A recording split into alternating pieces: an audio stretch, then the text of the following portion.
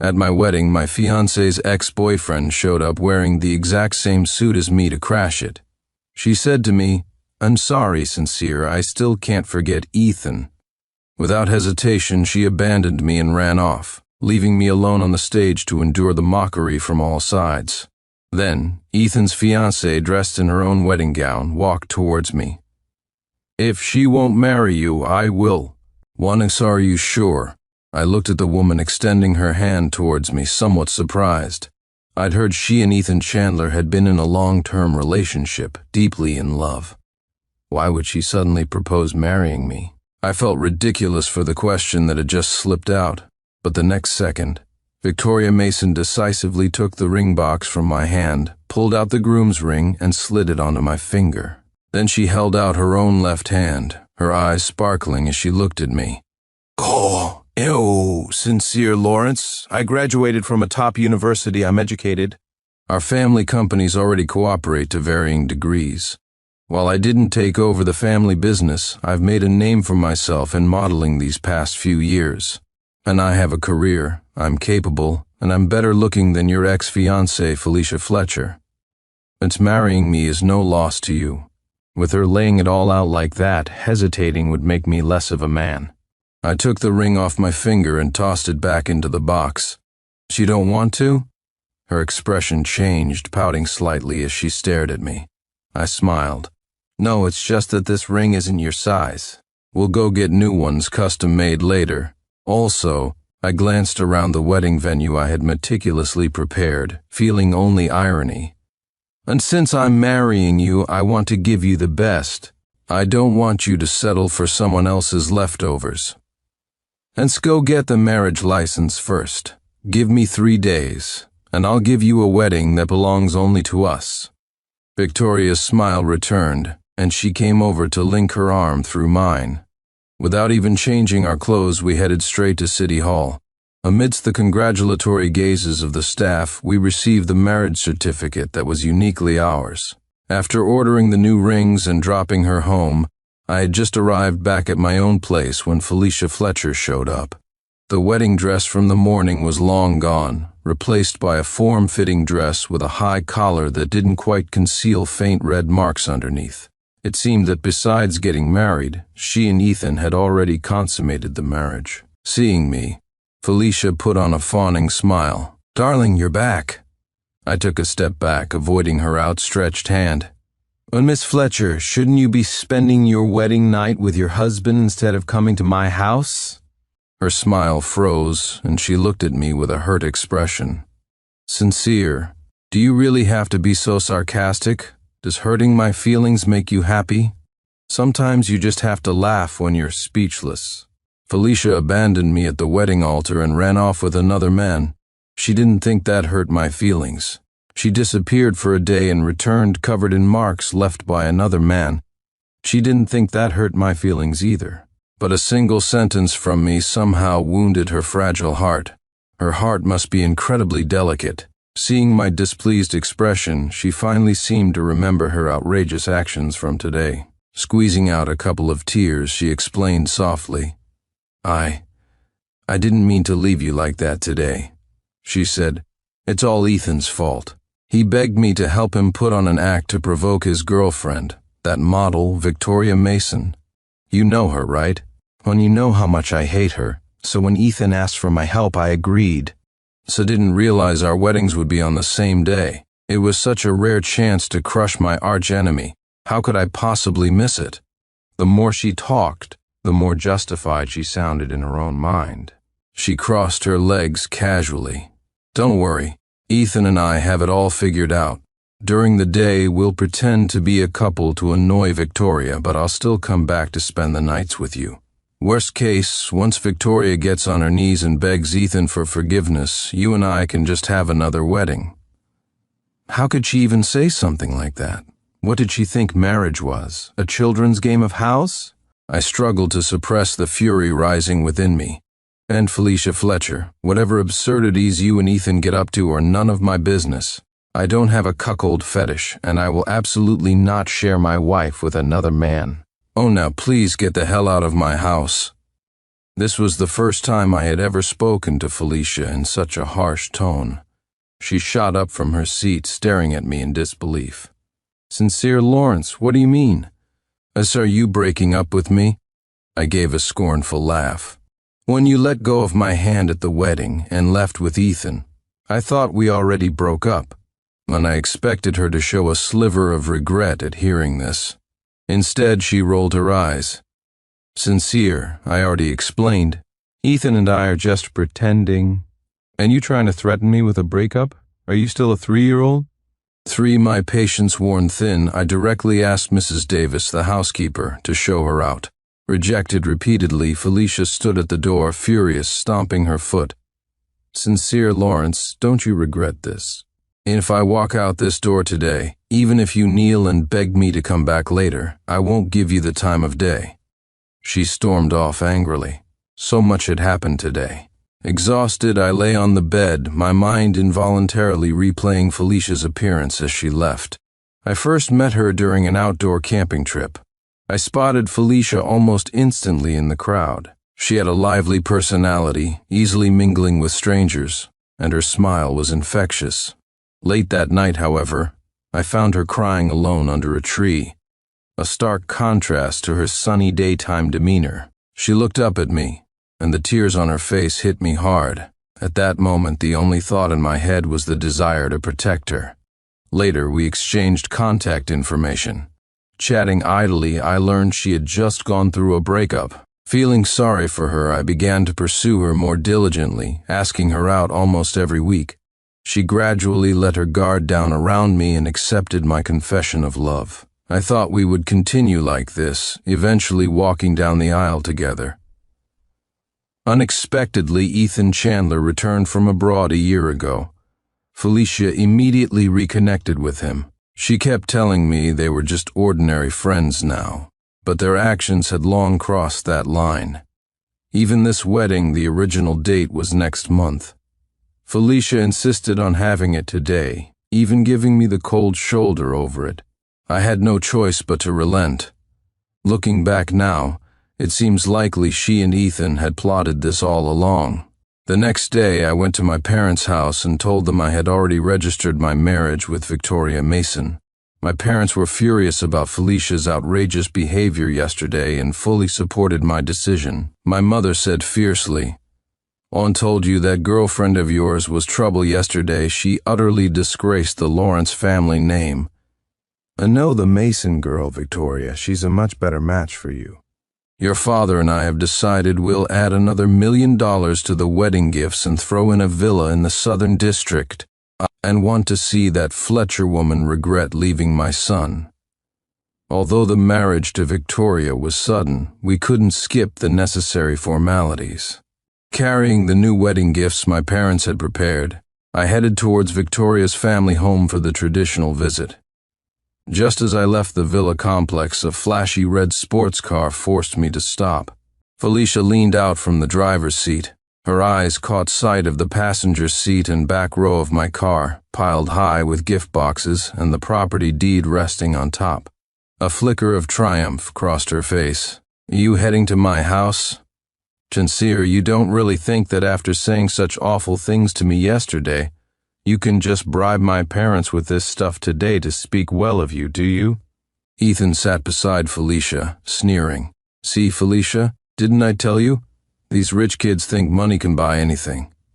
He tilted his head arrogantly. "Then Sincere, let me tell you, if you want to win a girl back, sincerity is what matters most." "Tanto, Ethan, you understand me best," Felicia replied, a coy smile gracing her lips.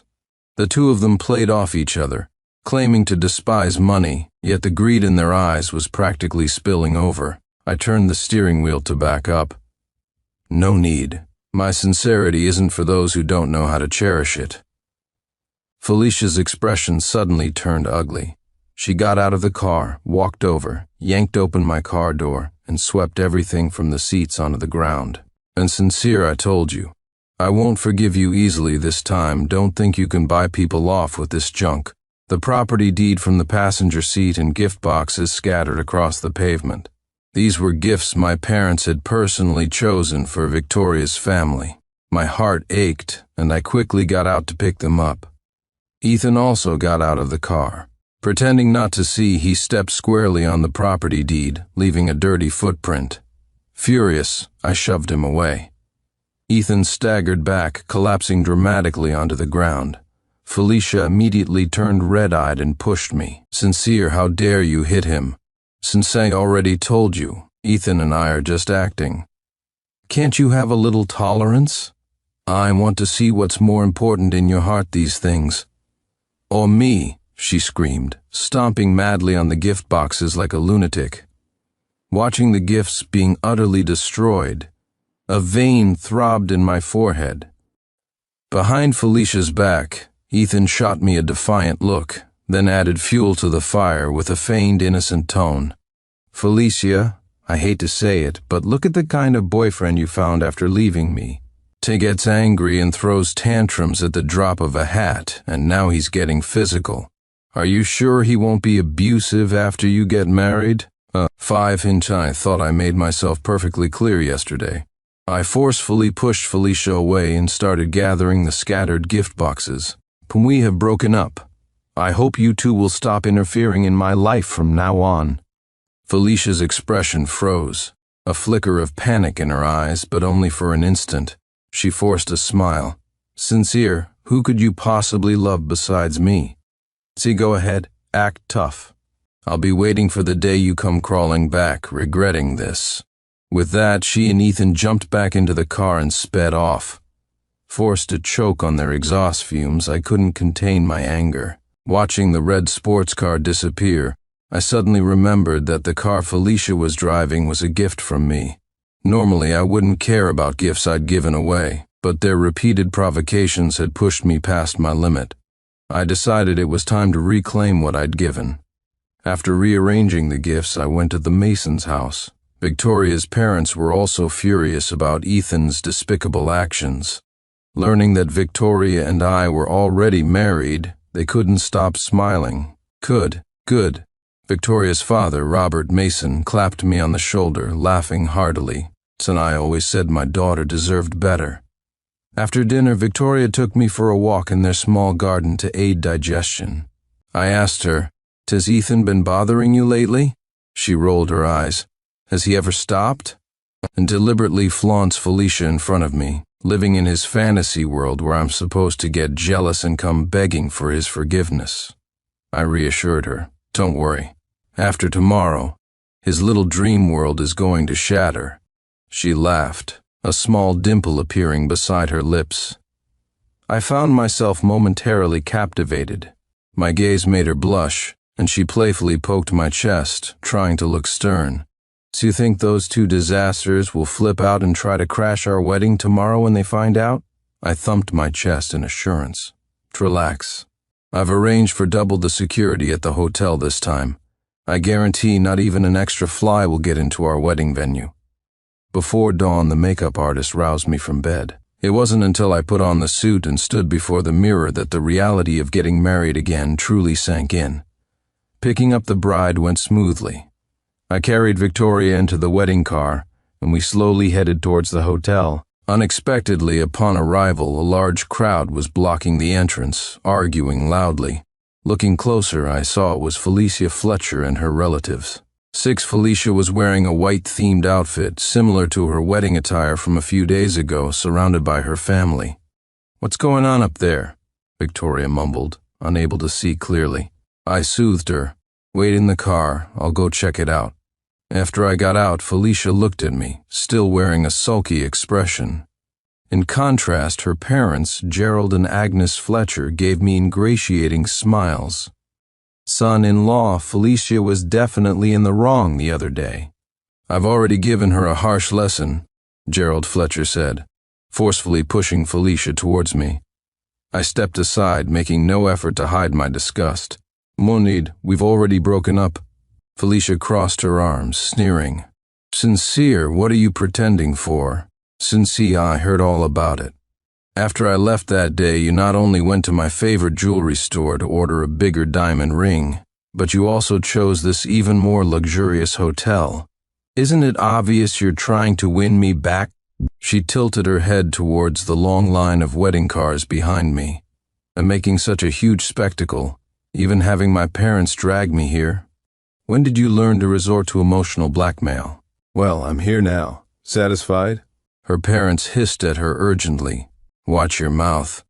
Felicia was still lost in her own fantasy, while her parents had grasped reality much faster. After all, just yesterday, I had deliberately sent my lawyer to their house to demand the return of all the valuable assets I had gifted during my relationship with Felicia. They realized their daughter had seriously overplayed her hand this time, hence their frantic effort to dress her up and bring her here today. Felicia, however, still looked smug.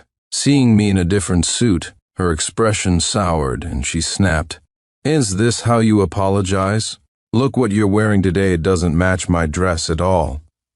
"Then Sincere, I'll give you half an hour." "Go back and change right now. Since if you don't change, I'm not going through with this wedding today." It was like she couldn't understand plain English. My own anger flared. "What the hell does it have to do with me? Marry or don't marry, I don't care. And get out of the way." Her face turned ugly. "Sincere, you dare swear at me? When do you even want to get married today or not?" I looked at her, smiling faintly. "Of course I do. Just not to you." "What do you mean?" The next moment, Victoria, wearing a champagne-colored gown that matched my suit, stepped out of the car, came to my side, linked her arm through mine, and smiled brightly. "Darling, if we don't hurry, we'll miss the auspicious time." Felicia's eyes instantly turned red. Red with fury, that is. She seemed unable to believe what she was seeing, pointing a trembling finger at my nose and screaming, "Unsincere Lawrence, what the hell is this? I know I hate that fake woman Victoria Mason the most. Are you deliberately using her to provoke me?" "Fine, I admit it," she gave in, grabbing my other arm desperately. "You really got to me this time. You win, okay? I agree to forgive you, get back together, and marry you. Now hurry up and get rid of this bitch." I shook off her hand and signaled the hotel manager. "Tet security over here, quickly." Felicia looked at Victoria with triumphant malice. "Victoria, you really are shameless, aren't you? First, you tried to steal Ethan from me, now you're trying to steal Sincere. Do you just have to butt into everything I like? Ha. Let me tell you, you're doomed to fail this time. Sincere only has eyes for me. And if I were you, I'd leave right now. Otherwise, it'll be really humiliating when security throws you out." The next second, I pointed at Felicia and told the arriving security guards, "And get this crazy woman and all these irrelevant people out of here. Don't let them ruin my wedding day." Felicia froze. "Throw me out?" As the guards grabbed her, she kicked wildly. "Sincere, you're telling them to throw me out? What do you mean? You're not actually going to marry Victoria, are you? You're crazy, she's Ethan's girlfriend." So, she did know Ethan had a girlfriend. I ignored her, picked Victoria up in my arms, and started walking towards the hotel entrance. Behind me, Felicia panicked, struggling and screaming like a madwoman. "Let me go. I'm the bride today. If you don't let me go, I'll have my husband fire all of you." "Then husband, don't go. I'm your wife." "Ain't all these years we've been together, are you just throwing me away?" In my arms, Victoria rolled her eyes repeatedly, finally unable to stand it anymore. She tapped my arm, signaling me to put her down. She stomped over to Felicia and delivered a sharp slap across her face. Half of Felicia's face immediately swelled up. "You dare hit me?" Before she could finish, the other side of her face received a slap too. Victoria took our marriage certificate from her bridesmaid's bag and flaunted it in Felicia's face. "Oh, bitch, who are you calling husband? Sincere Lawrence is my legal husband now. Are you addicted to being the other woman or something?" Seeing the marriage certificate, the color drained instantly from Felicia's face. "Well, no, impossible." "When did this happen?" I said. "The same day you decided to run off with Ethan. The moment you two eloped, Victoria and I went straight to get our marriage license. And because I finally realized that an indecisive woman like you simply doesn't deserve my love." Now Felicia's expression became even uglier. She finally burst into tears, desperately reaching for me. Sincere, you love me, don't you? Why did you marry her? As I know you're angry, I abandoned you at the wedding, but I explained it was just an act. How could you marry her? The audacity she had to question me was laughable. With so many people watching today, I had initially intended to spare her some dignity out of respect for our past relationship, but she just wouldn't let it go. I had my assistant bring out the evidence I had prepared and threw it harshly in Felicia's face. Madonna, act? Does acting require going this far? But don't try to pretty up cheating. It was a stack of photos I had specifically hired someone to take secretly. Felicia and Ethan in various places embracing, kissing, and even photos of them getting intimate on a balcony on their wedding day. The photos scattered all over the ground, clear for everyone present to see. Felicia's parents, seeing their daughter's disgraceful behavior, blushed crimson with shame, wishing the ground would swallow them up. Felicia's face was deathly pale as she mumbled, "Oh no, it's not insincere. I didn't mean to. Ethan and I broke up long ago. He forced me to do all this. The one I truly love is still you." I kicked her hand away. "Tet lost. I'm not in the habit of cuckolding myself." With that, I picked Victoria up again and headed into the hotel. Unexpectedly, the next moment, another heart-wrenching shout came from behind. Ethan Chandler arrived, looking disheveled, blocking my path and trying to snatch Victoria from my arms. "Victoria, you can't marry him." "I don't agree. 9, even a worm will turn." What was wrong with today? First Felicia, now Ethan, taking turns playing the regretful lover in front of me. The fury I'd been suppressing finally erupted. I kicked Ethan away, placed Victoria safely aside, then jumped on top of him, raining punches down on him relentlessly. "Phew, son of a bitch, you getting addicted to crashing weddings, huh?" And my patience has its limits. Just as I was getting into it, Victoria suddenly shouted, "Insincere, let go!" I froze on the spot. A bitter taste filled my mouth. Because I suddenly remembered that just 3 days ago, Victoria was still Ethan's girlfriend, and supposedly they had a very strong relationship. Was she regretting it now? Did seeing Ethan stir up old feelings, making her want to call off the wedding? The thought made my heart ache. Was I, Sincere Lawrence, really that terrible that women kept abandoning me one after another? The next second, Victoria pushed me aside. "Don't kill him, let me." She took off her high heels, gripping one like a weapon, and started furiously striking Ethan's face and body with the heel. "Bastard, how dare you show your face in front of me again, smack and leaving me at the altar to run off with another woman? That's a capital offense in my book. Each day is my wedding day, and you dare show up to ruin it? I'll beat you so bad your own mother won't recognize you." Ethan covered his head, writhing and screaming in pain. "Victoria, I'm sorry I was wrong. Sin, I only used Felicia to make you jealous. I didn't really want to break up with you. I still love you. Tanae, I'm sorry, don't marry him, marry me. I'll promise you anything. I'll treat you right this time." "Pa." Victoria smacked him across the mouth with the sole of her shoe. "You worthless bastard. You're not even worthy of a single strand of my hair. You want to marry me? Go eat shit." 10. It was the first time I'd seen Victoria this fierce. No one expected that on their wedding day, the bride and groom would be beating someone up at the hotel entrance. Everyone around was stunned. After a moment, the hotel manager finally snapped back to reality and quickly ordered the security guards to forcibly remove the disruptive individuals. Victoria put her shoes back on and looked at me somewhat awkwardly. Sorry, I got a little too worked up seeing that scumbag. Did we miss the auspicious time?" "No." She caught her breath, then extended her hand towards me, asking tentatively, "So, are we still getting married today?"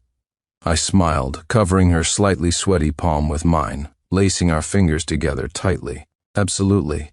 Under the officiant's guidance and witnessed by both sets of parents, the wedding was finally completed successfully. As Victoria and I exchanged rings on the stage, Felicia and Ethan crouched outside the hall doors, peering desperately through the crack. They clung like leeches. The security guards couldn't completely drive them away, so they ended up just guarding the main entrance tightly to prevent them from disrupting the ceremony further. When Victoria and I exchanged our vows, the two outside shouted at the top of their lungs. "When I don't agree. For Sincere, you can't marry her. Since Victoria, you can't marry him." Fortunately, their voices were completely drowned out by the applause, cheers, and blessings from inside the hall. Even if we had heard them, what difference would it make?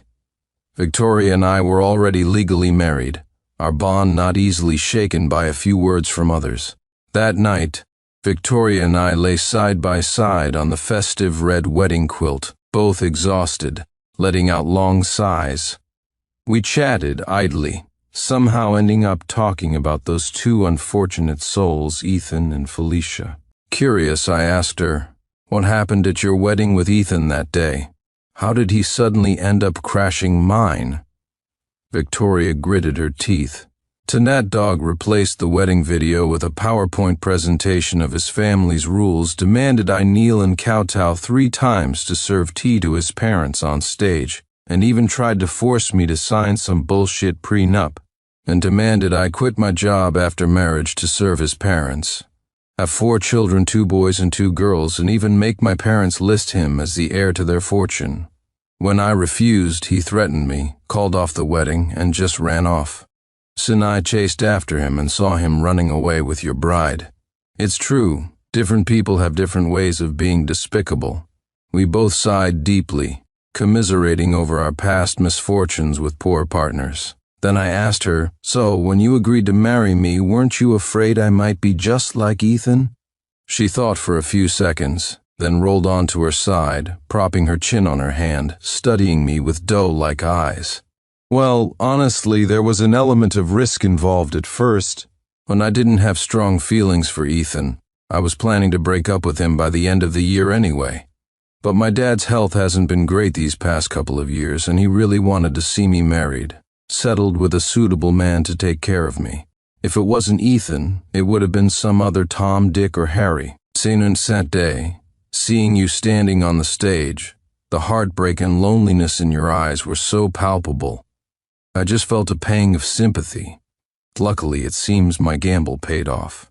Sanu stood up for me against Felicia and Ethan, protected me. That made me believe you're someone I can rely on." I reached out and wrapped my arm around her waist, her delicate fragrance filling my senses. Victoria looked at me with deep affection, and a strange sense of joy bloomed within me. Her cheeks flushed crimson. She gently closed her eyes, her lashes fluttering, offering a silent invitation. I leaned in and kissed her lips. Later, in the depths of the passionate night, her arms were wrapped around my neck, her body moving with mine. I gently nibbled her earlobe and whispered, "Don't worry, I'll spend the rest of my life making sure you never regret the decision you made that day." Local custom dictates a visit to the bride's family home on the 3rd day after the wedding. Loaded with gifts prepared by my parents, I drove Victoria towards the Mason's house. We had just left our neighborhood when someone blocked our path. Felicia Fletcher's figure once again came into view. She stood in front of the car, arms outstretched. My reaction had progressed from annoyance to numbness.